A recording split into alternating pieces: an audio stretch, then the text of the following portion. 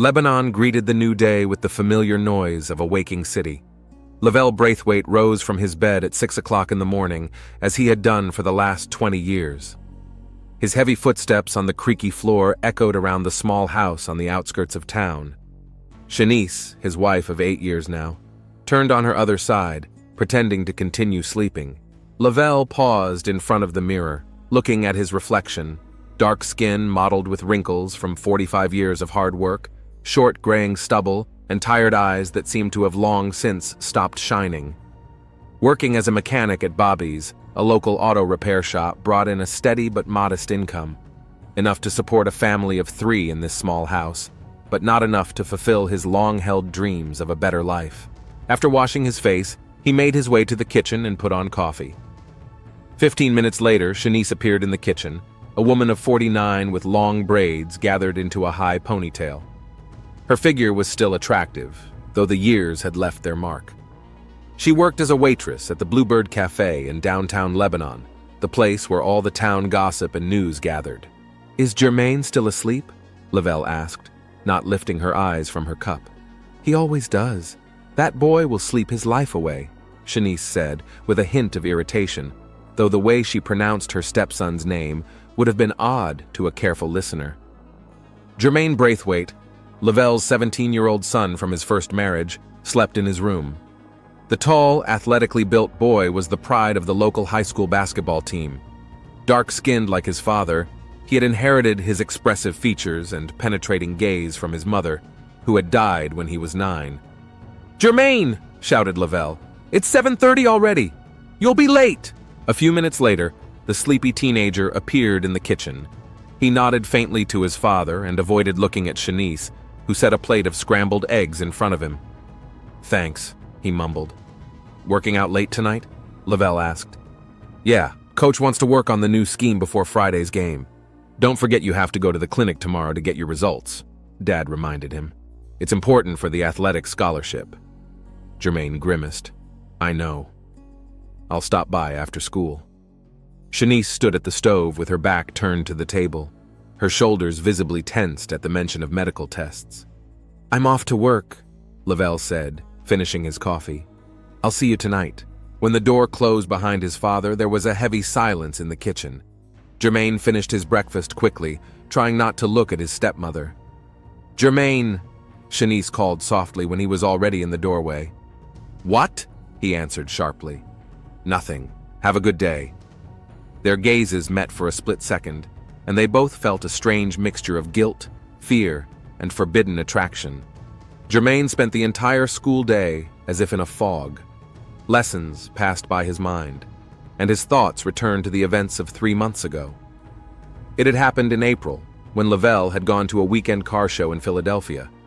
It had been just him and Shanice at home Friday night, a bottle of wine she had opened, watching a movie on the couch, sitting too close to each other.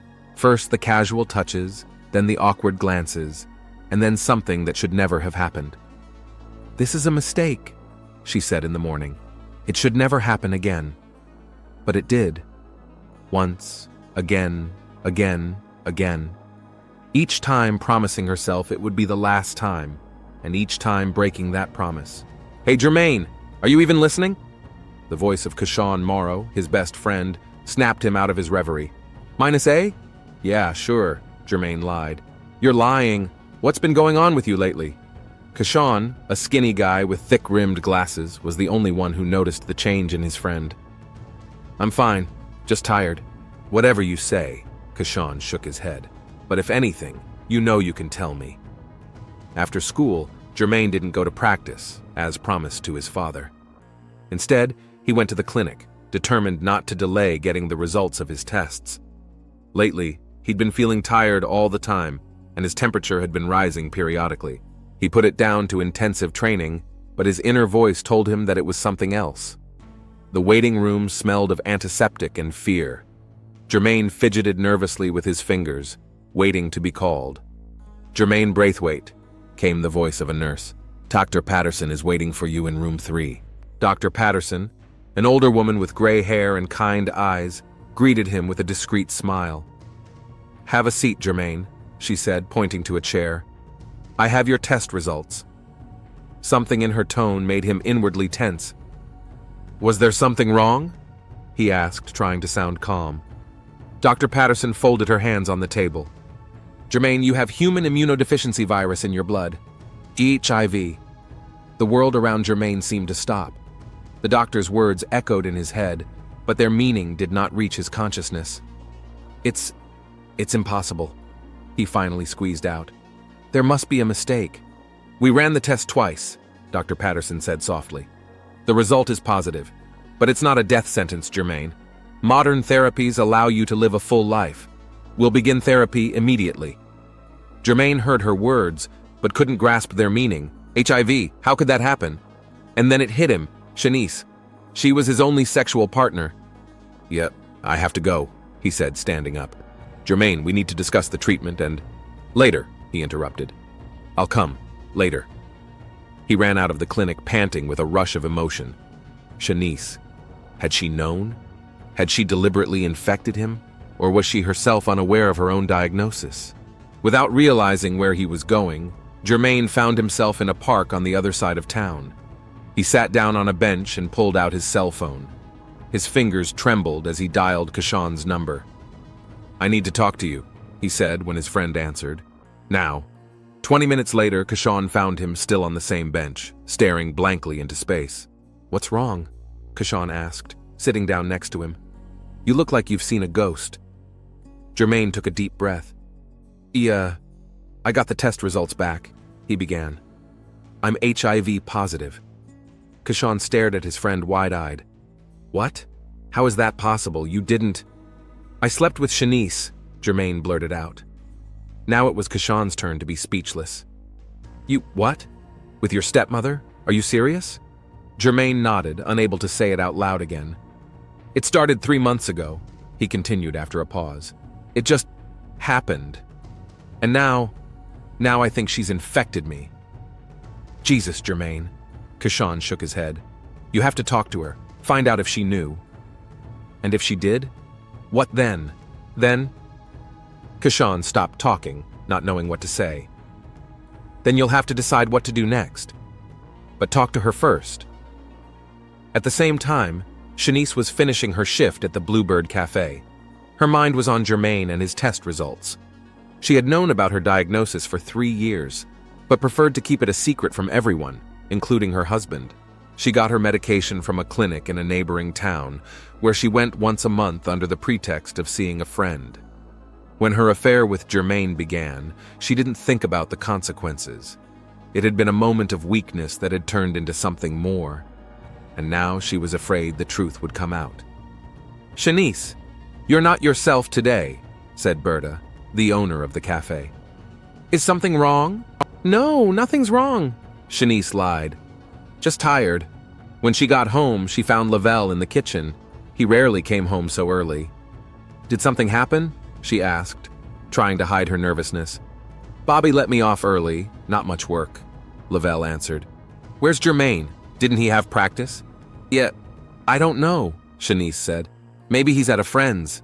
Lavelle looked at his wife carefully. "Shanice, what's going on? You've both been acting strange lately. Are you hiding something from me?" "What are you talking about?" Shanice tried to smile, but the smile came out strained. "It's okay. Don't lie to me." Lavelle's voice became harder. "I wasn't born yesterday. Something is going on between you two, and I want to know what it is." "You're paranoid," Shanice snapped back. "There's nothing going on. Maybe you're just jealous that I take the time to talk to your son, unlike you." Lavelle clenched his fists, but held back. "I don't want to fight, Shanice, but I sense that you are hiding something."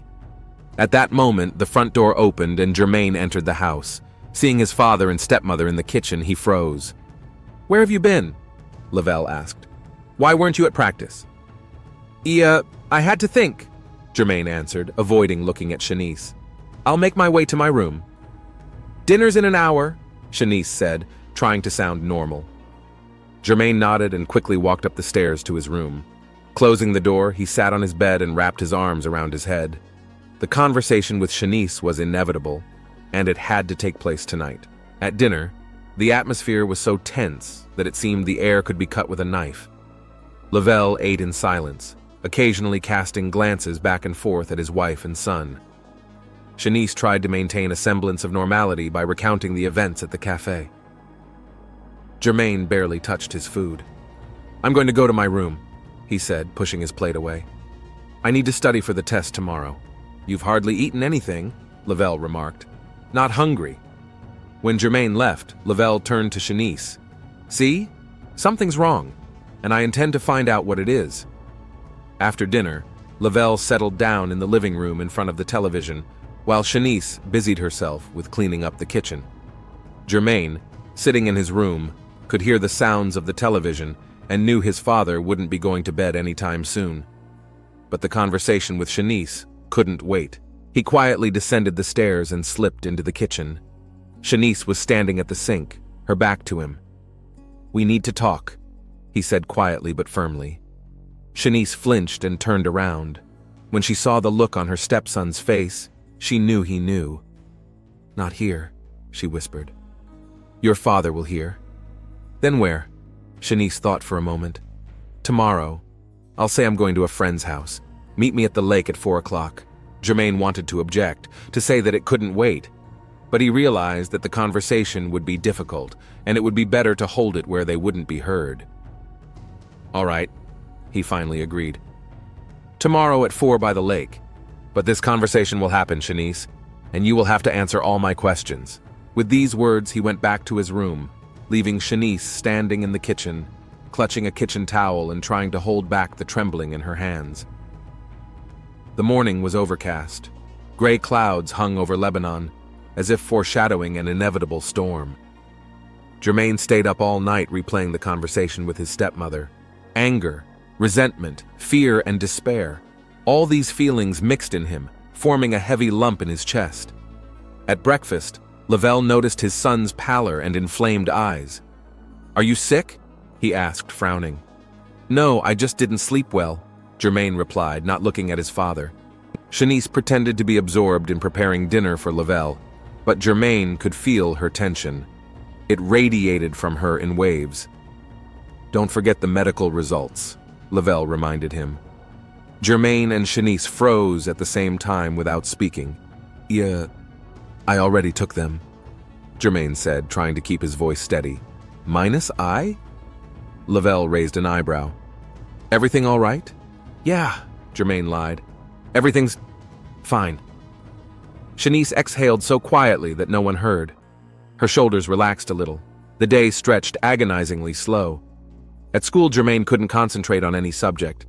Kashawn tried to talk to him several times, but only got one-word answers. "Did you talk to her?" Kashawn finally asked at lunchtime, making sure no one could hear them. "Today," Jermaine answered grimly. 4 o'clock by the lake. "Would you like me to go with you?" suggested a friend. "I'll be nearby, just in case." Jermaine wanted to say no, but then he thought he could use the support. "Okay," he agreed. "But stay out of it. This has to be a conversation between us." At 4 o'clock sharp, Jermaine arrived at the lake.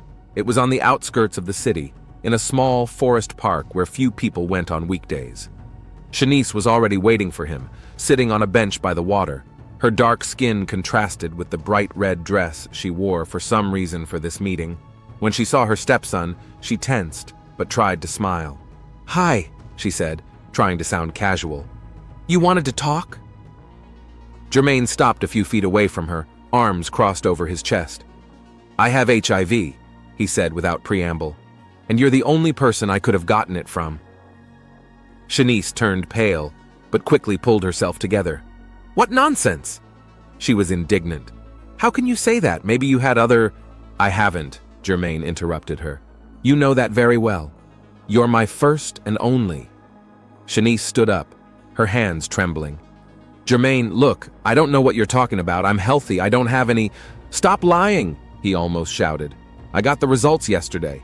Dr. Patterson said they double-checked. I have HIV, and I know you're the source." Kashawn, hiding behind the trees 50 paces away from them, strained to hear the conversation. He couldn't make out all the words, but he could see the situation escalating. Shanice looked around in desperation, as if searching for a way to escape, but then her shoulders slumped.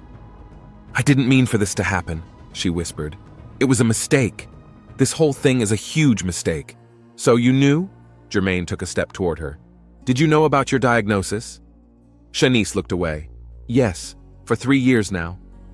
Jermaine felt something inside him snap. It was one thing to suspect, and quite another to hear a confession. Did you deliberately infect me? His voice trembled with restrained rage. No, Shanice exclaimed. I swear I didn't mean it. It was just... We got carried away and I forgot to take precautions. You forgot? Jermaine couldn't believe his ears. You forgot you have a deadly virus? It's not deadly, Shanice corrected him. There are drugs now, therapies. People have been living with it for decades. And you think that excuses you? Jermaine felt himself shaking. You ruined my life, my basketball career, my chances at a scholarship, a normal life. Don't be dramatic. Shanice tried to take his hand, but he recoiled. You'll take your medication and you'll be fine. No one will know. No one will know? Jermaine laughed bitterly. What about your father? He has a right to know that his wife is sleeping with his son and has infected him with HIV. Shanice turned even paler. You wouldn't dare tell him? Yes, I would. Then you will ruin not only my life, but his as well. Shanice suddenly turned rigid. Think what will happen to him when he finds out that his son slept with his wife, that his own son betrayed him in this way. Don't try to shift the blame, Jermaine snapped back. You're older, you're responsible. Oh, I'm sure the court won't see it that way. Shanice smiled, but her smile was cold. A healthy 17-year-old guy, a basketball star, seduced a 40 to 49-year-old woman. Who do you think they're gonna believe? Are you blackmailing me? I'm protecting both of us. Shanice took a step toward him. Look, Jermaine, what we had between us was a mistake. We both know that. But telling Lavelle would only make it worse. He'll lose his wife and his son. Is that what you want? Jermaine felt his anger give way to despair. What about me? How do I go on? The same way you did before, Shanice put her hand on his shoulder. You'll take your meds, play basketball, go to college. No one will know anything. And our relationship? It's gone, Shanice said firmly. What we had was a mistake we won't make again. Jermaine turned away, looking at the dark water of the lake. I have to think about it. Don't do anything stupid, Shanice warned him. If you tell your father or anyone else, I'll destroy your reputation. No college, no career. Everyone will know you slept with your stepmother. With those words, she turned and walked away, leaving Jermaine standing by the water feeling as if the ground was slipping from under his feet. When Shanice was out of sight, Keshan approached Jermaine. I didn't hear everything, but enough, he said, putting a hand on his friend's shoulder. Did she threaten you? Yes, Jermaine sighed heavily. She knew about her diagnosis, Keshan. She knew, and still... That's a crime, Keshan said. You could have reported her to the police. What would I say? That I slept with my stepmother? Jermaine grinned bitterly. No, she's right. It would ruin my father's life. I can't do that to him. What are you going to do? I don't know, Jermaine admitted. Honestly, I just don't know. When Shanice returned home, she found Lavelle already there. He was sitting on the living room couch with an uncharacteristically pensive expression on his face. You're early, she remarked, trying to sound casual. Yeah, didn't have work, he replied, looking at her carefully. Where have you been? At a friend's, I told you. Shanice tried not to show her excitement. And how are you? Are you okay? I don't know. Lavelle got up from the couch. You tell me, are you all right, Shanice? Something in his tone made her wary. What is it? You and Jermaine, he paused. Something is going on between you two, and I want to know what it is. Shanice felt her heart start to beat faster, but outwardly she remained calm. I don't know what you're talking about. She tried to smile. It's business as usual between us. Don't lie to me. Lavelle stepped closer. I'm not blind. You've both been acting strange for months now, avoiding each other, and yet you're constantly exchanging glances. What's going on, Shanice? Nothing, she exclaimed. Jermaine's going through puberty, and he's acting weird around everyone, and I'm just tired of your constant suspicions. She knew that the best defense is offense and decided to turn the tables. Speaking of suspicions, she continued, you're so distrustful of me, maybe because you're hiding something? Is there a reason why you're so often late for work? Lavelle backed away, clearly not expecting this turn of events. Don't change the subject, he muttered. I sense something is wrong, and I'm going to find out what it is. Shanice realized she had to change tactics. She walked over to her husband and put her arms around him. Lavelle, honey, I'm sorry, she said softly. I didn't mean to fight. It's just that there's been so much stress at work lately, and I've been taking it out on you. It's not right. She felt him relax a little. Let's have a romantic evening, she suggested. Just you and me. I'll cook your favorite dish. We'll open some wine. Just like old times. Lavelle hesitated, but then nodded. Good, he agreed. But this conversation is not over, Shanice. Of course it is, dear, she smiled. We'll talk about everything that's troubling you, but later. In the meantime, Germain was sitting in the office of the school psychologist, Mrs. Caldwell. He hadn't intended to come here, but his feet had led him to her door after his conversation with Shanice. Germain, Mrs. Caldwell, a full-bodied African-American woman in her 50s, with kind eyes and an attentive gaze, greeted him with a smile. What can I do for you? Yeah, he stammered, not knowing where to begin. I have a problem. Have a seat, she pointed to the chair across from him, and tell me what's bothering you. Germain sat down, nervously tugging at the edge of his t-shirt. If I tell, you won't tell anyone? Everything you say here stays between us, Mrs. Caldwell assured him. Unless your life or the lives of others are in danger. Germain took a deep breath. Yeah, I found out I have HIV.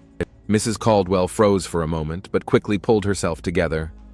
I understand, she said calmly. When did you find out? Yesterday. I took a test for an athletic scholarship and... He couldn't finish the sentence. It's hard news, the psychologist said gently, but you can live a full life now with this diagnosis. Have you already seen a doctor to prescribe therapy? Yes, but... Germain hesitated. It's not just that. I know who gave it to me. And that bothers you? That man knew about his diagnosis. Germain felt a lump come up in his throat. He knew, and yet he still didn't warn me. Mrs. Caldwell frowned. This is serious, Germain. If a person knowingly put you at risk of infection by knowing your HIV status, that's a crime. I know, he lowered his head, but I can't report. This man, it would ruin too many lives. Including yours, the psychologist remarked. Germain, I'm not going to force you to do anything, but I want you to know that what happened was not your fault, and you have the right to protect yourself and others. Others? Germain looked up. If this man knowingly put you at risk, who's to say he wouldn't do it to someone else? The thought hadn't crossed his mind. What if Shanice infected his father, or someone else? Yet, I'll have to think about it, he said at last. Of course, Mrs. Caldwell nodded. But remember, you're not alone, and whatever you decide, I will support you. When Germain returned home, he found Shanice preparing a celebratory dinner. The smell of spices and roasted meat filled the house. What's going on? He asked, meeting his father in the living room. Shanice decided to have a romantic evening, Lavelle replied, looking a little embarrassed. Said she wanted to make amends for being irritable lately. Germain felt a pang of jealousy and was immediately ashamed of it. I see, he said. I guess I'll have dinner at my place then. No, Shanice looked out of the kitchen. I've made some for you. Just take it up to your room, okay? Her smile was too wide, too fake. Germain nodded and went upstairs. An hour later, Shanice brought him a plate of dinner. Lavelle's in the shower, she said quietly. Look, Germain, we need to stick together for his sake. I've been thinking about it, Germain replied. And I won't tell him. Not yet. Thank you. Shanice exhaled with relief. You made the right decision. But I want you to know, he continued, looking her straight in the eye. I'm not doing this for you. I'm doing this for my father. And if I find out you're putting him or anyone else at risk, I'll tell you everything. Shanice tensed, but nodded. I understand, she said. Don't worry, I'm taking care of your father. When she left, Germain looked at the plate of food, but there was no appetite. He set it aside and lay back on the bed, looking up at the ceiling. How could things have gotten so messed up? At that time, Lavelle, stepping out of the shower, accidentally hit the bathroom shelf, and Shanice's small cosmetic bag fell out of there. It opened, and the contents spilled out onto the floor: lipstick, powder, and a vial of pills. Lavelle picked it up and read the name. It was a cure for HIV. He froze, unable to believe his eyes. Shanice had never told him about her diagnosis. Why had she kept it from him? And how long had she known? With the vial in his hand, he walked out of the bathroom and down to the living room where Shanice was already waiting for him with a glass of wine. "What's this?" he asked, showing the vial. Shanice turned pale and dropped the glass. The red wine spilled over the white tablecloth like blood. "Lavelle, she stammered. "I can explain." "I hope so." He sat down across from her. "Because I'm really wondering why my wife is hiding from me that she has HIV.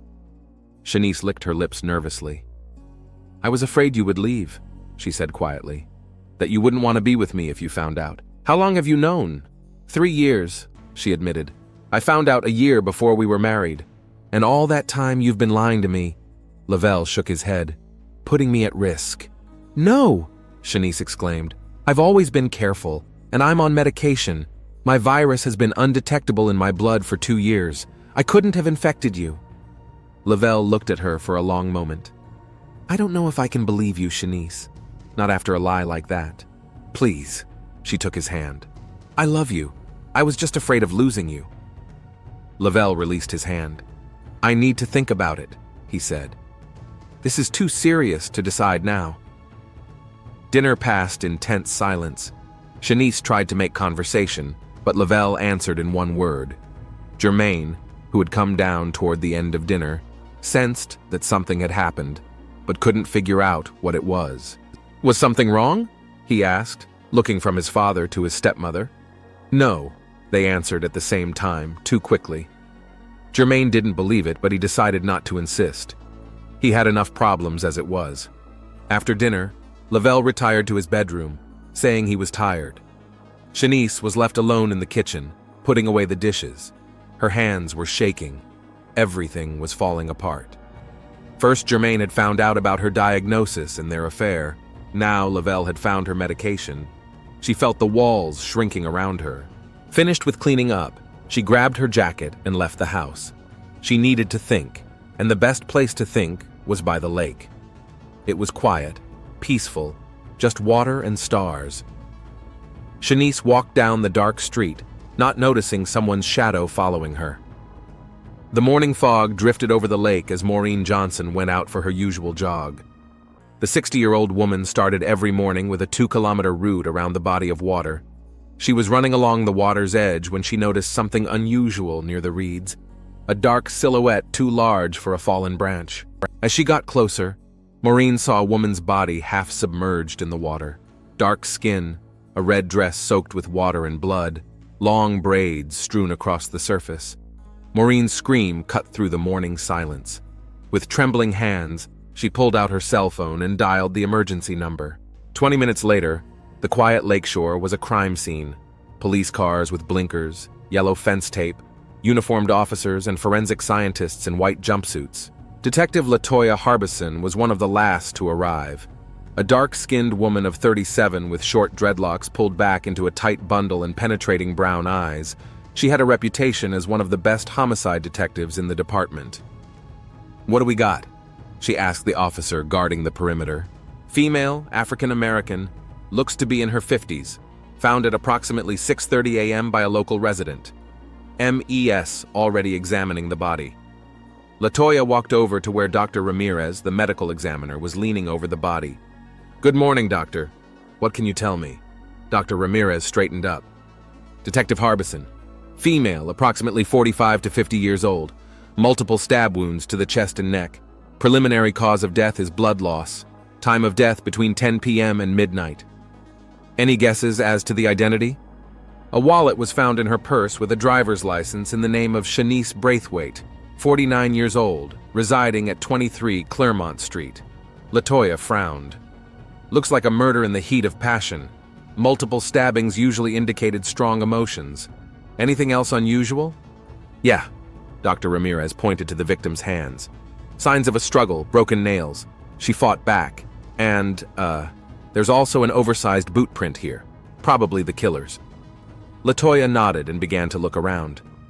The lake was in a relatively deserted area, especially in the evening. The perfect place for a murder. Who had discovered the body first? She asked one of the officers. Maureen Johnson, a local resident. She's over there.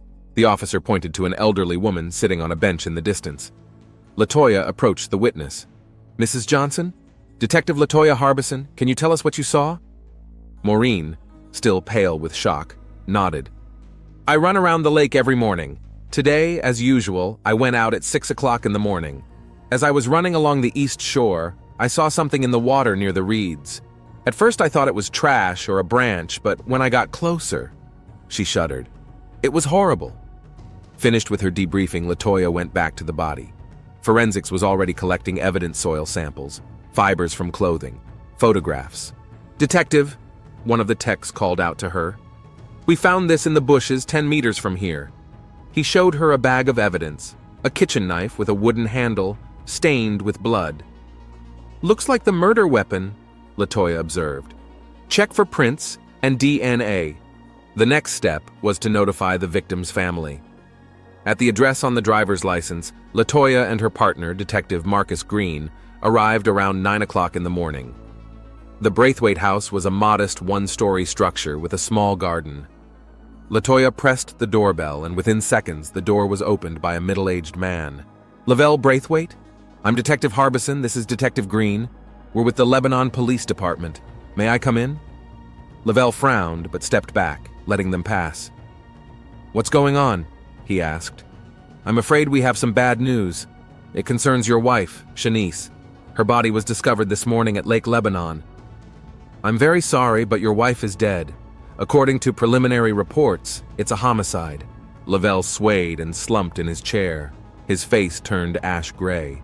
It can't be, he whispered. I saw her last night. She said she was going for a walk. At that moment, a teenager appeared in the hallway. Tall, athletic, with a look of alarm on his face.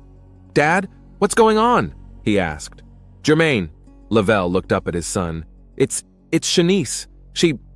Your stepmother was found dead this morning, LaToya said softly. I'm so sorry.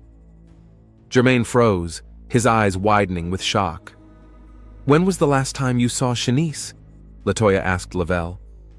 Last night around 9 o'clock. We had a conversation. Then she said she wanted to take a walk, get some air. What was the conversation about? Lavelle cast a quick glance at his son. Personal, he said dryly. Family matters. LaToya noticed the look and the tension between father and son. What about you, Jermaine? When was the last time you saw your stepmother? Last night, too, at dinner, he said quietly. Then I went to my room to do my homework. Something in his tone seemed insincere to LaToya. While Detective Green continued his questioning, LaToya began a tour of Shanice and Lavelle's bedroom. In a small cosmetic bag at the bottom of a drawer, she found a vial of pills. HIV medication. Interesting. Back in the living room, LaToya saw that Jermaine had left, and Lavelle was sitting on the couch with a blank stare. Minus Mr. Braithwaite. Did you know your wife had HIV? Lavelle looked up at her. Yes, I found out yesterday. I found her medication by accident. And how did you react? I was shocked. We'd been married 8 years and she kept it from me. We had a fight. Is that what you talked about before she left? Yeah. I told her I needed to think about it, that I didn't know if I could trust her after lying to her like that. The next step was a visit to Jermaine's school. School officials told LaToya that Jermaine's best friend was Kashawn Morrow. LaToya found him in the library. Kashawn Morrow? I'm Detective Harbison. Can we talk? Kashawn nervously adjusted his glasses. I'm investigating the death of Shanice Braithwaite, your friend Jermaine's stepmother. I'm told you two are close. Kashawn went pale. Shanice, dead? When was the last time you saw Jermaine? Yesterday after school. We went for a little walk, then we split up. Where exactly did you walk? Kashawn was visibly nervous. In the park, and by the lake. LaToya was alert. The lake? The one where Shanice's body was found? Yes, but we were there in the afternoon, about 4 o'clock. And what were you doing there? Just talking about school, basketball, the usual stuff. Kashawn, I can tell there's something you're not telling me. This is a murder, a serious case. If you know something that can help the investigation, you should tell me. Keshan bit his lip, clearly struggling with himself. I promised Jermaine, he began, but he stopped talking. What was going on between Jermaine and his stepmother? Latoya asked bluntly. Kashawn took a deep breath. They were having an affair. Started a few months ago. Jermaine told me last week when he found out he'd contracted HIV from her. Latoya felt the pieces of the puzzle starting to fit together. Jermaine confronted her at the lake yesterday, Kashawn continued. Accused her of knowing about her diagnosis and having an affair with him anyway. She confessed, but then started threatening that if he told her father, she would destroy his reputation. Back at the station, Latoya found that the autopsy results were in. Dr. Ramirez confirmed the cause of death as multiple stab wounds, and another important fact, the victim was HIV positive. Also, the results came back on the knife that was found. It had partial prints that could belong to Lavelle Braithwaite, and traces of blood, both Shanice's and Lavelle's. With this new information, Latoya decided to get a search warrant for the Braithwaite home. A judge signed it the same day. In a container in the garage were clothes, a shirt and jeans with stains that looked like blood. Whose clothes are these? Latoya asked Lavelle. Lavelle froze, staring at the find. Mine, he finally said. Minus Mr. Braithwaite, I'm going to have to ask you to come with us to the station for a statement. In the interview room, Lavelle sat across from Detective Harbison, hunched over and staring at one point. Minus Mr. Braithwaite, we have solid evidence against you. A knife with your prints on it, bloody clothes hidden in your garage, and motive. You found out about your wife's HIV status, that she kept it from you for years. Lavelle was silent, but I think it's more than that. You found out something else, didn't you? About Shanice's affair with your son. Lavelle flinched and raised his eyes to the detective. Where did you... We spoke to Kashawn Morrow. He told us about the affair and how Shanice had deliberately exposed Jermaine to HIV, knowing her status. Lavelle covered his face with his hands. I didn't want Jermaine to know. I didn't want him to feel guilty. Tell me what happened, Latoya asked softly. I accidentally found her medication yesterday. At first, I was just shocked that she was hiding her diagnosis. But then, when she went for a walk, I decided to check her phone, and I found messages between her and Jermaine. He fell silent, trying to deal with his emotions. They were explicit. I realized there was something between them. Then I saw more messages where Jermaine was texting her about his diagnosis, accusing her of being infected. She was responding so coldly, threatening him. And you went to the lake. Yeah, I knew she was there. I wanted to talk to her, find out the truth. But when she confirmed everything, when she said she knew her status and still, with my son, I just lost control, grabbed the knife I carried for protection and... He couldn't finish. You stabbed her multiple times in a fit of rage. I don't remember how it happened. I just remember her eyes full of fear and blood. A lot of blood. And then I came to my senses, realized what I'd done. I dropped the knife and ran home, stashed my clothes in the garage, took a shower, and went to bed. Minus Mr. Braithwaite, do you realize you've confessed to murder? Yes, he answered quietly. I deserve to be punished. But please don't tell Jermaine that I knew about them. Let him think I only killed her because of HIV. It's hard enough for him as it is. An hour later, Jermaine was sitting across from his father in the visiting room. There was glass between them, and they were talking on their phones. Dad, Jermaine's voice shook. Tell me it's not true. Say you didn't kill her. Lavelle looked at his son with eyes full of pain. I can't say that, son. I did it, and I have to live with that for the rest of my life. But why? Because of her HIV status? It wasn't worth her life. Lavelle was silent, as if gathering his thoughts. I knew everything, Jermaine. About you two. About her infecting you, knowing about her diagnosis. Jermaine turned pale. You, knew? Found your messages on her phone. When I realized what she'd done to you, I lost my mind. I couldn't bear to see her hurt you like that. Jermaine started crying. I didn't mean for this to happen. I should have stopped it sooner. It wasn't your fault. Lavelle said firmly. You were a child and she was an adult. She was responsible. What's going to happen now? Germain asked through his tears. I'll go to trial. Probably get a long sentence, but I'll make sure you're okay. Aunt Marva will look after you. What about my, diagnosis? Tactor Patterson said with the right treatment. You can live a normal life. I've already arranged for all expenses to be covered by my insurance. It's been 3 months. Germain sat on a bench by the lake, looking out at the calm water. Today was the last day of his father's trial. Lavelle had been found guilty of second-degree murder and sentenced to 15 years in prison. Germain now lived with Aunt Marva, his father's sister. He continued to go to school and play basketball, although much had changed. He was taking antiretrovirals regularly, and his viral load was already undetectable. Doctors said that with this level of treatment, he could live a long, healthy life. Kashawn remained his only true friend. He was the only one who knew the whole truth and didn't judge. Hey! Came a voice from behind him, and Kashawn sat down next to him on the bench. How are you? I'm okay, Germain answered. Learning to move on. Your father, how's he doing? He's hanging in there. He says he deserves his punishment, but he worries about me.